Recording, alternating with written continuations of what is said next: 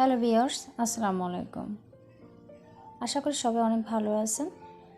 আজকে আমি একটি রেসিপি নিয়ে হাজির হয়েছি, আশা করি সবার ভালো লাগবে। বাসায় কীভাবে সহজেই তান্দুরি চিকেন রেডি মশলা দিয়ে বানানো যায় সেটা দেখাবো। চলুন দেখে নেওয়া যাক। এখানে নিয়েছি আমি একটি মুরগি, ভালো করে ধুয়ে ছুরির সাহায্যে কেটে নিয়েছি। দেখতে পারতেছেন পানিগুলো ঝরিয়ে নিয়েছি। এভাবে করে কেটে দিয়েছি, ভালো করে মশলা ঢুকবে না। এখান দিয়ে একটা পাত্র নিয়েছি আমি, পাত্রে দিয়ে দিচ্ছি হাফ কাপ টক দই, দিয়ে দিচ্ছি 1 চামচের মতো মরিচের গুঁড়ো, সামান্য পরিমাণ লবণ, দিয়ে দিচ্ছি 2 টেবিল চামচের মতো তেল, সাদা তেল, আপনারা চাইলে অন্য তেলে ব্যবহার করতে পারেন। এখানে দিয়ে নিচ্ছি চিকেন তান্দুরি মশলা রেডিটা, আমি এটা দিয়ে আজকে বানিয়ে দেখাবো।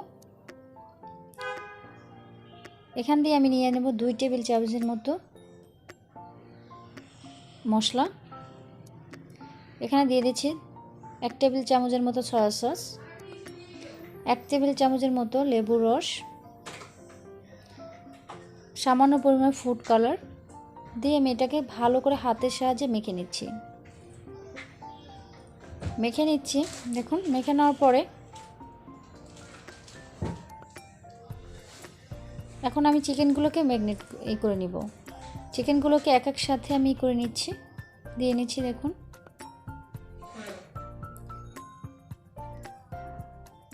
এভাবে করে মেখে নিতে হবে, সবগুলোকে এভাবে করে নিয়ে নিচ্ছি।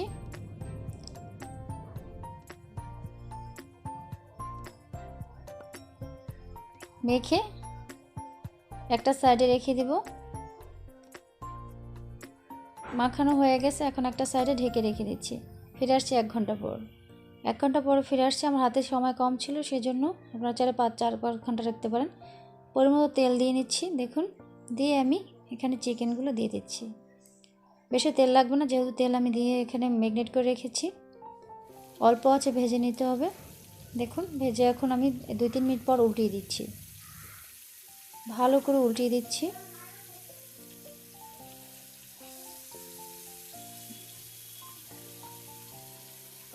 আস্তে আস্তে এভাবে উল্টিয়ে দিতে হবে, এপাশ ওপাশ করে ভেজে নিতে হবে। দেখুন এপাশটা কিন্তু আমার হয়ে গেছে, প্রায় ভেজে নেওয়া হয়ে গেছে। আমি সবগুলোকে উঠিয়ে নেব।